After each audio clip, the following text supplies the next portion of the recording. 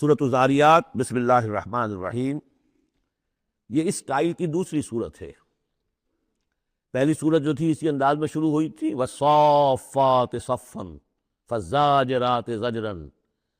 اب یہاں وَالزَّارِيَاتِ ذَرْوًا فَالْحَامِلَاتِ وِقْرًا فَالْجَارِيَاتِ يُسْرًا فَالْمُقَسِّمَاتِ أَمْرًا إِنَّمَا تُوعَدُونَ لَصَادِقٌ وَإِنَّ الدِّينَ لَوَاقِعٌ۔ اب دیکھیے مقسم علیہ وہاں کیا تھا؟ الہکم الہ واحد، وہ گروپ تھا توحید کا، لہذا والصافات صفا فالزاجرات زجرا، اور یہ گروپ ہے انذار کا، والذاریات ذروا فالحاملات وقرا فالجاریات یسرا فالمقسمات امرا انما توعدون لصادق، یقیناً جس بات کا تمہیں وعدہ دیا جا رہا ہے وہ سچا ہے، وان الدین لواقع، اور جزا و سزا ہو کر رہے گی۔ اس پر یہ قسمیں کھائیں۔ سورہ صافات کی قسموں کے بارے میں آپ کو بتا چکا ہوں، تقریباً کنسنسس ہے کہ اس سے مراد فرشتے ہیں۔ یہاں تقریباً کنسنسس ہے کہ اس سے مراد ہوائیں ہیں۔ قسم ہے ان ہواؤں کی جو بکھیرتی ہیں جیسے کہ بکھیرا جاتا ہے۔ آپ کو معلوم ہے کہ یہ پولن، درختوں کے پولنز جو ہیں ان کو کون بکھیر رہا ہے؟ یہ بیج کیسے پھیل جاتے ہیں، یہ جنگل کیسے بڑھ جاتے ہیں؟ ہوا ہے جو بکھیرتی ہے ان کو۔ فالحاملات وقرا، اور پھر وہ جو وزن اٹھا کر لاتی ہے، ٹنوں اور ہزاروں ٹن پانی جو ہے وہ انہوں نے اٹھایا ہے وہاں سے سمندر سے، اور وہ لے کر آ رہی ہے۔ فالجاریات یسرا، پھر کبھی کبھی وہ چلتی ہیں بڑی آرام آرام سے، سہل سہل، ٹھنڈی ٹھنڈی ہوا، بہت عمدہ بریز۔ فالمقسمات امرا، اور پھر وہ جا کر تقسیم کر دیتی ہیں اللہ کے امر کو، کہیں جا کر وہ بارش برسا دیتی ہیں، وہاں جل تھل ہو جاتا ہے، وہاں ان کے لیے وارے نیارے ہو جاتے ہیں، کہیں زمین خوش رہ جاتی ہے، ان کی وہ اپنی قسمت کو رو رہے ہوتے ہیں۔ تو تقسیم ہو رہی ہے اللہ کے امر کی، جس کے لیے وہ ہے وہ ہواؤں نے وہاں تک پہنچا دیا ان بادلوں کو، بارش برس گئی، اور جو محروم ہے کسی وجہ سے اللہ تعالیٰ کی اس وقت کی مشیت جو بھی ہے وہ محروم رہ گئے۔ یہ تمام ہوائیں اور یہ پورا نظام اس پر گواہ ہے۔ یہ محکم نظام کیوں بنایا گیا، کس لیے بنایا گیا، کیسے بنایا گیا؟ اور یہ سارا تمہارے لیے بنایا گیا۔ انما الدنیا خلقت لکم وانتم خلقتم للآخرہ انما توعدون لصادق وان الدین لواقع۔ جو خبر تمہیں دی جا رہی ہے بعث بعد الموت کی، قیامت کی، نفخہ اولیٰ، نفخہ ثانیہ، یہ سب صحیح ہے، یہ غیب کی خبریں ہیں جو اللہ دے رہا ہے، لیکن یہ ہے حقیقت، صادق، اور دین جزا و سزا ہو کر رہے گا۔ والسماء ذات الحبک، اس آسمان کی قسم کہ جالی دار آسمان ہے، کس قدر خوبصورت جالی اوپر بنی ہوتی ہے۔ انکم لفی قول مختلف، تم یقیناً ایک اختلافی جھگڑے بات کے اندر مبتلا ہو گئے، جھگڑے کی بات۔ یوفک عنہ من افک، اس سے بچلا دیا جاتا ہے جو بچلا دیا گیا، یعنی وہی آئی ہے لیکن یہ کہ کوئی شخص وہ ہے کہ جو اس کی طرف متوجہ ہے، جیسے کسی نے اچک لیا ہو۔ قتل الخراصون، ہلاک ہو جائیں یہ اٹکل پچو، اٹکلیں دوڑانے والے، الذین هم فی غمرۃ ساہون، جو اپنی غفلت میں پڑے ہوئے ہیں اور بھولے ہوئے ہیں، کچھ انہیں یاد نہیں۔ نہ انہیں یاد ہے کہ ہم نے کبھی کیا تھا، عالم ارواح میں عہد کیا تھا، لست بربکم قالوا بلی، کچھ نہیں۔ یسألون ایان یوم الدین، پوچھتے کب ہوگا یہ قیامت کا دن، اور یہ پوچھنے کے لیے نہیں تھا، تنزن تھا، کب ہوگا جی؟ بہت آپ کہتے ہیں ہوگا ہوگا ہوگا، بتائیے ہوگا کب؟ اس کا جواب بھی اسی انداز میں دیا، ترکی بترکی، یوم ہم علی النار یفتنون، جس دن کہ وہ آگ پر سینکے جائیں گے، اس دن ہوگا۔ کیونکہ ان کا بھی اصل میں بات سمجھنے کے لیے نہیں کر رہے تھے، تو جواب میں بھی زجر ہے۔ ذوقوا فتنتکم، چکھو ذرا آپ اپنے اس عذاب کو، اپنی شرارت کا مزہ۔ ھذا الذی کنتم بہ تستعجلون، یہ ہے وہ شے جس کی تم جلدی بچایا کرتے تھے ہمارے رسول سے، لے آؤ لے آؤ۔ ان المتقین فی جنات وعیون، ان کے برعکس اہل تقویٰ جو ہے باغات میں ہوں گے، چشموں میں ہوں گے، آخذین ما آتاہم ربہم، وہ شکریہ کے ساتھ قبول کر رہے ہوں گے جو بھی کچھ ان کو رب دے رہا ہوگا۔ انہم کانوا قبل ذلک محسنین، یہ وہ لوگ ہیں جو اس سے پہلے دنیا کی زندگی میں درجہ احسان پر فائز تھے، نیکوکار تھے۔ کانوا قلیلا من اللیل ما یہجعون، رات کا تھوڑا ہی حصہ ہوتا تھا جس میں وہ سوتے تھے، یعنی بقیہ حصہ جو سورہ الفرقان میں ہم پڑھ کر آئے ہیں، والذین یبیتون لربہم سجدا وقیاما، وبالاسحار هم یستغفرون، اور پھر جو صبح کا وقت ہوتا تھا اس میں اور استغفار کرتے تھے۔ وفی اموالہم حق للسائل والمحبوب، اور انہوں نے یہ سمجھ لیا تھا کہ ہمیں اللہ نے اگر مال دیا ہے تو اس میں سائل اور محروم کا بھی حق رکھا ہے، جو محتاج ہے اس کا حق ہے میرے مال میں، اور میرا فرض ہے کہ میں اسے ادا کروں۔ وفی الارض آیات للموقنین، اور زمین میں تو آیات ہے ہر چہار طرف یقین کرنے والوں کے لیے۔ آیت الآیات کو ذہن میں لے آئیے۔ فی انفسکم افلا تبصرون، تمہاری اپنی جانوں میں ہماری نشانیاں ہیں، کیا تم دیکھتے نہیں ہو؟ جھانکو تو صحیح کبھی۔ میں نے آپ کو ایک شعر سنایا تھا میرزا عبدالقادر بیدی کا، ہر دو عالم خاک شد تا بس نقش آدمی، اے بہار نیستی از قدر خود ہوشیار باش۔ آج ایک شعر اور سن لیجئے، انہی کا شعر ہے۔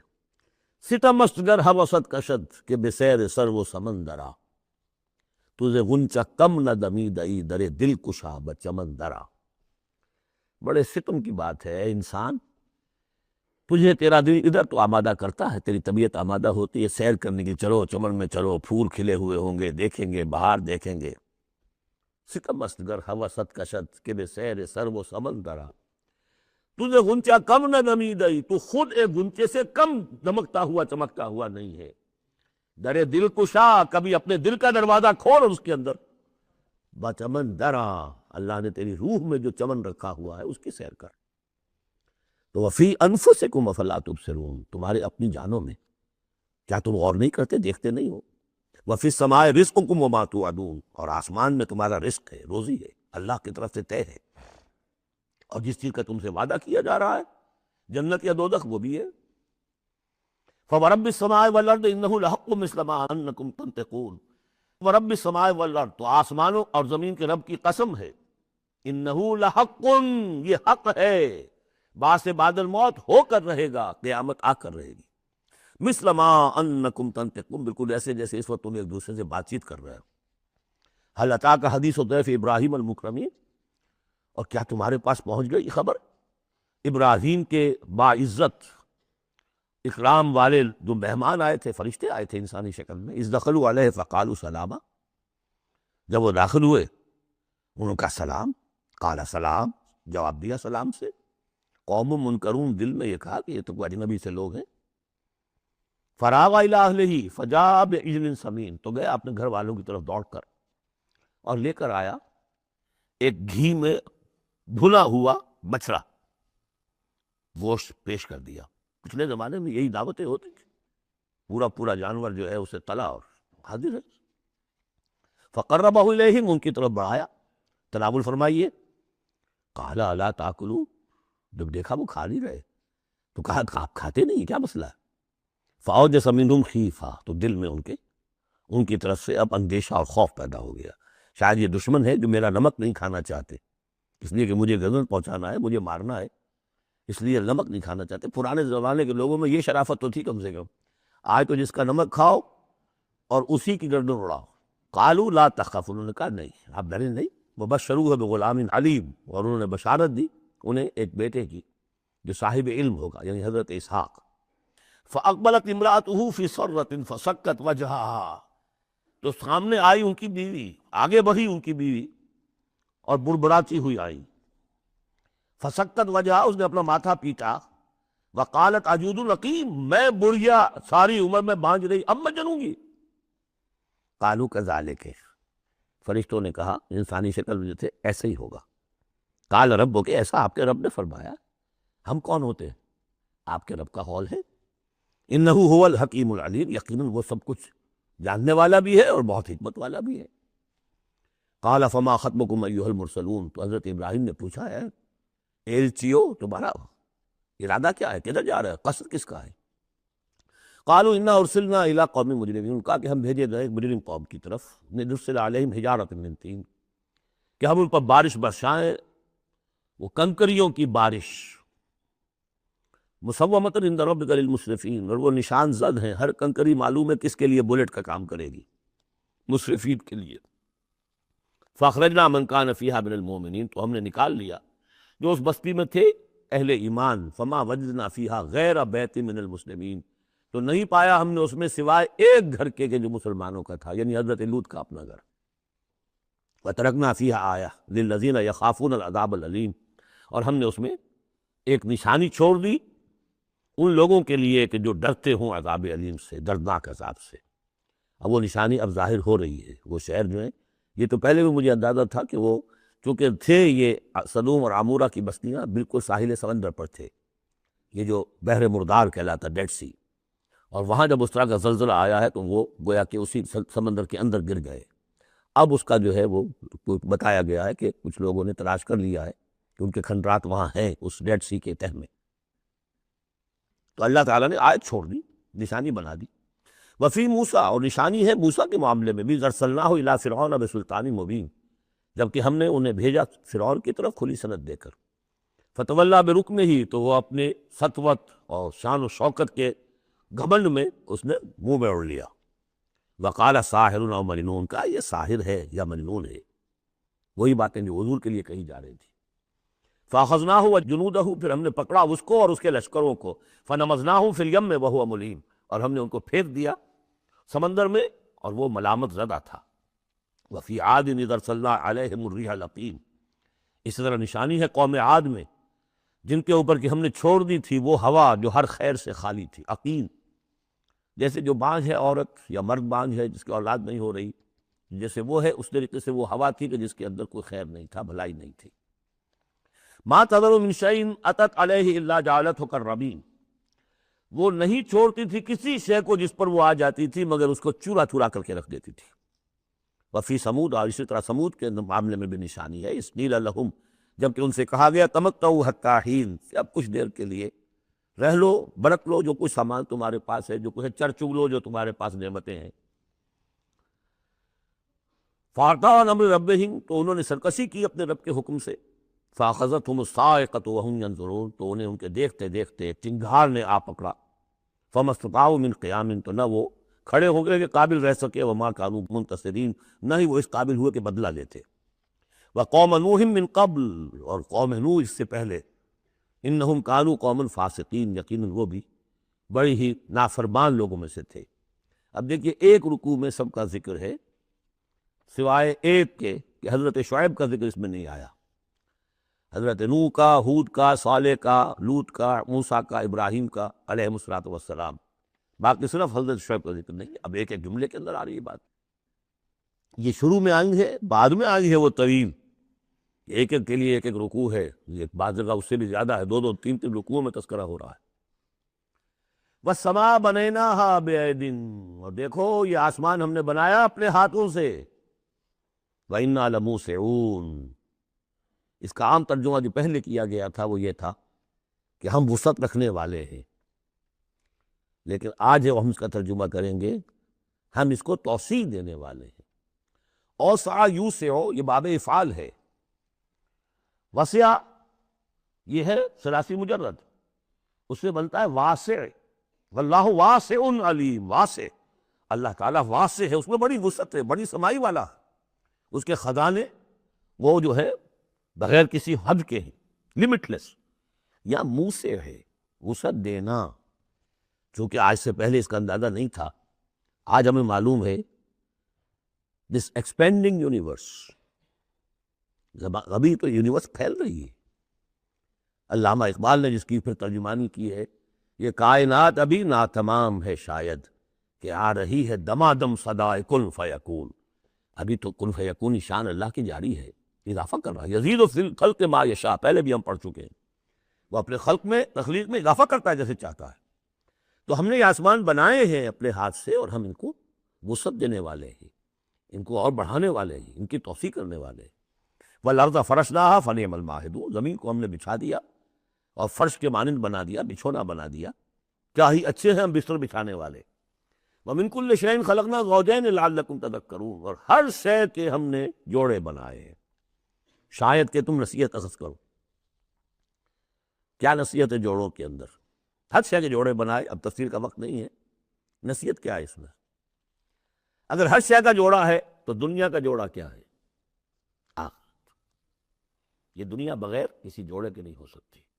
وَمِن كُلِّ شَيْءٍ خَلَقْنَا زَوْجَيْنِ، لعلکم تذکرون ففروا الی اللہ انی لکم منہ نذیر مبین، تو دوڑو اللہ کی طرف، اللہ کی طرف رجوع کرو، جلد از جلد، دیر نہ لگاؤ، کیا پتا